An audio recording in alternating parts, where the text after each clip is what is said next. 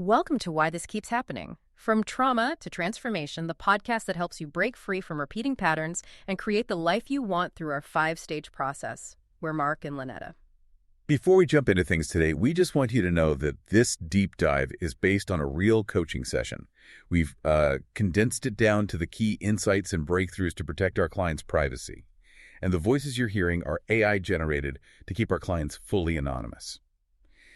This just allows us to share these real transformational moments from our coaching work. Yeah, and today we are opening a file that is, honestly, it's one of the most intense and visually arresting sessions I've come across in a while. We're calling this deep dive Confronting the Mirror of Malice. And we're looking at a client we'll call Marcia. Now, when Marcia came into the session, she wasn't just anxious. She was living in a state of absolute siege. Siege is definitely the right word for it. Looking at her intake notes, she described her daily reality as being hunted. Hunted. Literally hunted. She felt like there were enemies everywhere. We're talking corrupt neighbors, authority figures, political groups, people she felt were actively plotting against her. Right. She described it as psychological warfare, believing people were setting up fake accounts to impersonate her or vandalizing her property. And, it's really easy to just dismiss that as, well, paranoia.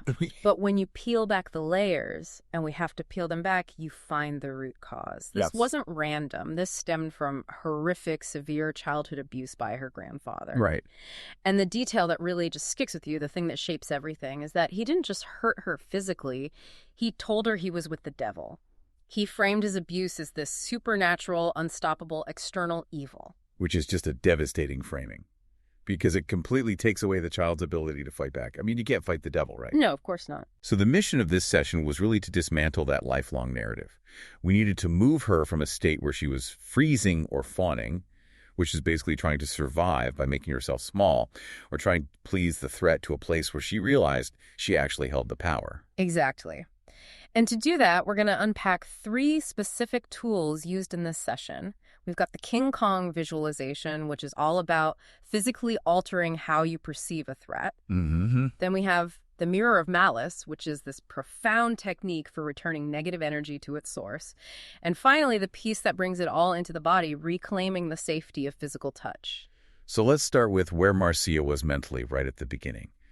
She's convinced she's being hunted. And because she believes the threat is external and totally overwhelming, she believes her fear is automatic. Right. It's a reflex to her. Exactly. She thinks, because they are doing this to me, I must feel terrified. It's a direct cause and effect in her mind. Which is a perfect example of what we call a collapsed gap. We talk about this a lot in these deep dives, the gap between an event and the emotion. Yeah. Most people live as if there is no gap. Someone yells, I feel small, a car cuts me off, I feel angry. But the reality of human consciousness is there are almost no automatic emotions. Except for immediate physical pain. Right, like touching a hot stove, you pull your hand back.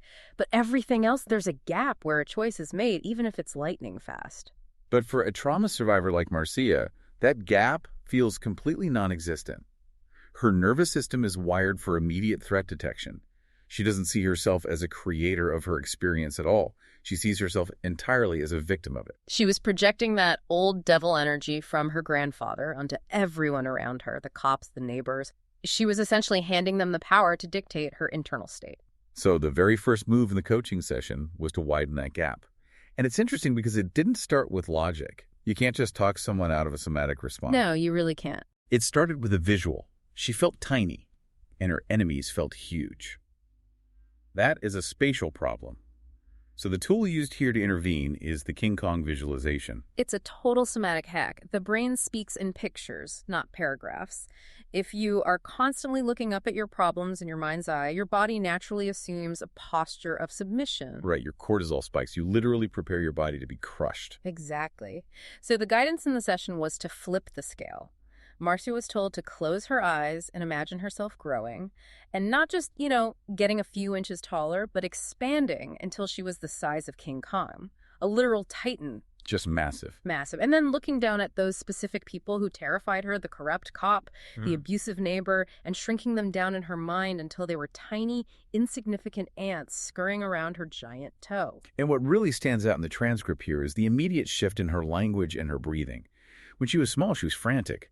But as she visualized herself as King Kong, her breathing actually slowed down. Because she was stable. She was stable, yeah. And the instruction she was given wasn't to stomp on them. It was to speak to them from that height. The exact line was, "You are nothing to me. I could crush you in an instant." Now, I know some people listening might hear that and think, whoa, isn't that a bit aggressive? Right.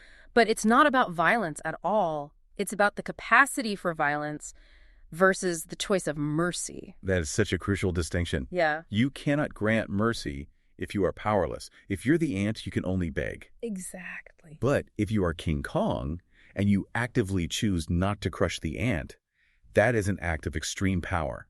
It completely recontextualizes the entire relationship. She realized, I am letting you live because I am powerful, not because I am afraid of you. It's a physiological reset. It changes the nervous system's response to the thought of those people. And there's a but here, even with that massive shift, there was still the shadow of the grandfather in the background. Yeah, the ant analogy works great for the annoying neighbors, but for the man she literally believed was the devil, we needed something much stronger. Which brings us to the core breakthrough of the session, the Mirror of Malice. Marcia had this deep-seated belief that her grandfather was a monster, a literal supernatural force. Because, like you mentioned, he used to tell her he was possessed.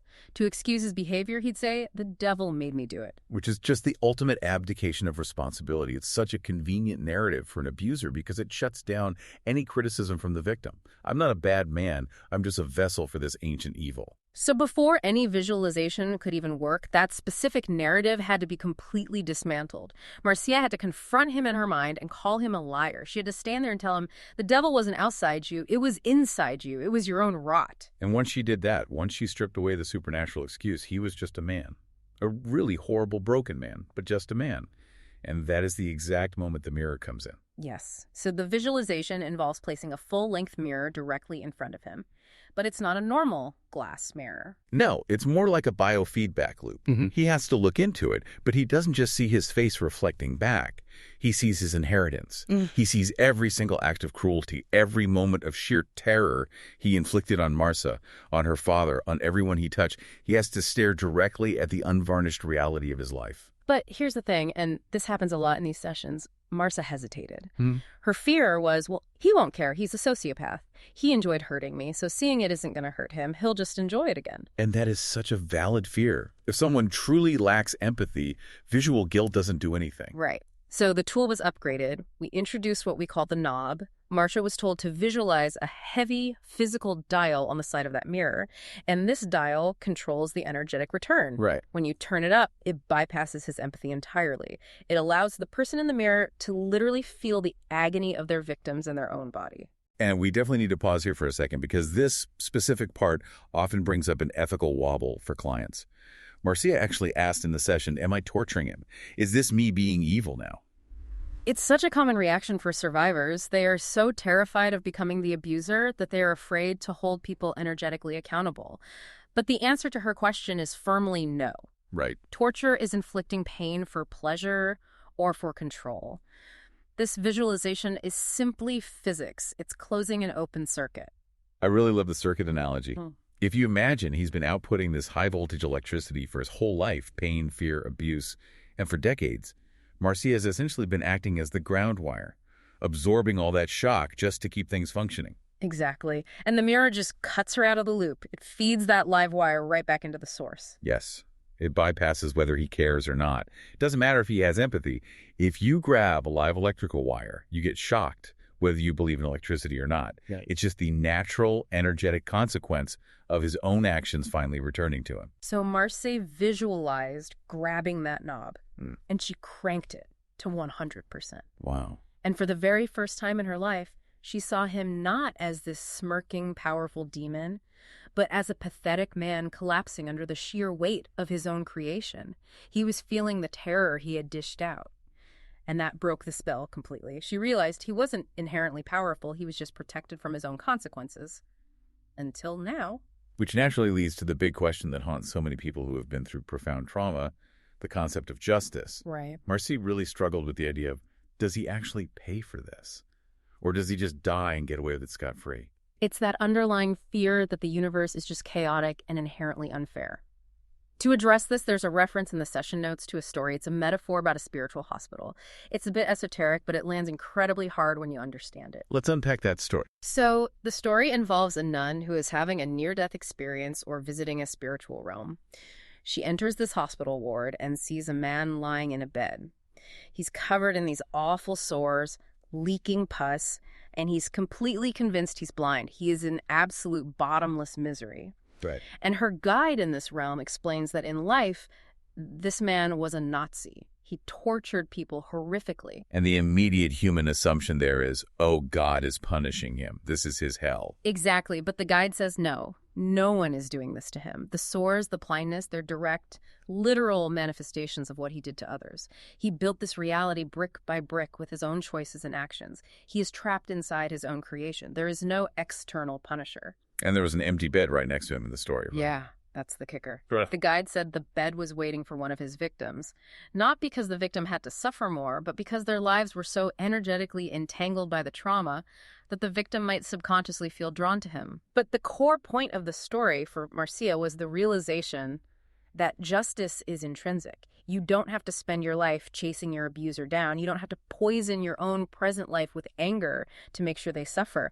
They are already busy building their own hospital room. That realization is exactly what allows for real release. Yeah. And it's so important to know that we are not using the word forgiveness here. No, definitely not. Forgiveness is a really loaded term. For a lot of survivors, it feels like saying, it's okay that you hurt me, or I absolve you. Right. Release is completely different. Release is saying, I am done carrying your bags. Here is your luggage back. It's heavy, it's full of rot, and it belongs to you. I'm walking away. It effectively creates that gap we talked about at the very beginning. By handing the baggage back, she drastically widens the distance between his actions and her soul. But, and this is the final crucial piece of the puzzle, you can fix the mind, you can adjust the spiritual outlook, but the trauma still lives in the meat. It's locked in the body. It's in the body. Marcia was very clear about this in the notes. She described this intense physical pain deeply lodged in her hip and pelvis. She actually used this visceral phrase. She said she wanted to lift the flesh off the bone just to get the trauma out. Yeah. That is a deep somatic scream for release. But she had a massive, massive barrier to actually getting that physical release. She was raised with this sick narrative that she was untouchable. Her father had explicitly forbidding people from comforting her when she was a child. So she has this incredibly intense human need for touch, violently colliding with the deep shame and terror of touch. Exactly. And we see this fawning response pop up again here. In her adult life, when she was in situations involving touch, she would either freeze up completely or just go along with whatever the other person wanted because she simply didn't know how to set a boundary. She felt she had to accept whatever was given on their terms or get nothing at all. Right. So during the session, there was some actual somatic work done. Safe, non-sexual, deep pressure applied to that hip area. And the effect described in the notes was instant. Her panic vanished. It grounded her immediately. It proved to her nervous system that safe touch is actually possible in reality, not just in theory. But the real-world challenge is, how does she replicate that outside the safety of a coaching session? She can't just walk up to strangers on the street and ask for deep pressure. And this is where we bring in the concept of workability. When you have trauma, you have to find a workable solution that rigorously respects your need for safety. The suggestion given to her was to look into resources like Massage Exchange or professional cuddle comfort sites. Now, I know the term cuddle site can sound really alarming right off the bat, especially for someone dealing with extreme paranoia. It sounds like a complete setup for danger. It does, but we have to frame this correctly. We aren't talking about going on a dating app for a casual hookup. We are talking about hiring a trained professional or entering a highly vetted agreement. Right. I like to think of it as a boundary dojo. If you go to a professional for this kind of somatic touch, you are entering into a clear contract. You are literally paying for the right to say stop. Yes. Or move your hand, or that's too much pressure. For someone like Marcia, who was never, ever allowed to say no as a child, this is actually infinitely safer than a traditional romantic relationship. Mm-hmm. It's a controlled training ground. It completely removes the ambiguity. Think about it on a date. There are all these unsaid societal expectations. But in a professional somatic session, the expectation is the contract. It allows her to practice agency in real time. Mm-hmm. She isn't just passively receiving touch, she is directing it. She is actively reclaiming the untouchable parts of herself and proving to her own brain that she is the one in charge of her body now. It's really about overriding the old code. The old code she was running said, touch is inherently dangerous, and I have absolutely no say in what happens to me. The new spirit says, touch can be safe, and I am the captain of this ship. So, looking back at Marcia's entire journey in this deep dive, it's just a massive arc. She started out as the hunted, small, frightened, reacting to every noise outside her window. And she used the King Kong visualization to hack her own sense of physical scale, realizing she could be the giant who actively grants mercy rather than the victim begging on the floor for it. Then she confronted that pervasive devil narrative, realizing it was just a pathetic lie used to cover up a bad man's actions. She used the Mirror of Malice to close the circuit, sending that high-voltage trauma right back to the source where it belongs. And she recognized that she doesn't need to be the executioner anymore. That spiritual hospital metaphor reminds us that everyone builds their own house. She can safely release him to his own natural consequences. And finally, she grounded all of that mental and spiritual work right into the physical body. She moved from believing she was untouchable to exploring highly workable ways to receive safe contact, turning physical touch into a practice of boundaries rather than an endless source of shame. It's just a complete restructuring of the inner citadel. The outside world didn't magically change. The neighbors might still be annoying. The past is definitely still the past. But her internal response, that vital gap, has been widened enough for her to finally stand in her own power. It's incredible work. Before we wrap up today, I want to leave you with something to really chew on. We talked about the Mirror of Malice as a tool for one person dealing with one abuser. But it makes you wonder, what if everyone held up that mirror? That's an interesting thought. If we all stopped absorbing other people's toxicity, if we just let them sit with the discomfort of their own creation, how quickly would the world change? Maybe evil only spreads because good people keep acting as the ground wire, absorbing the blow so things don't blow up. Right. What actually happens when we all stop absorbing and just let the circuit close? That is such a powerful thought, because if you stop carrying it, it has to go back to the sender. It has nowhere else to go. Today, we explored how to confront the deepest roots of paranoia and reclaim safety through the Mirror of Malice and somatic grounding. If you want additional support for yourself, visit whythiskeepshappening.com. You can also find us on LinkedIn, Facebook, Instagram, TikTok, and YouTube. Subscribe to the podcast so you never miss an episode. And if this resonated with you, please leave a review to help others find the show. Release the past. Reclaim your power. Start now.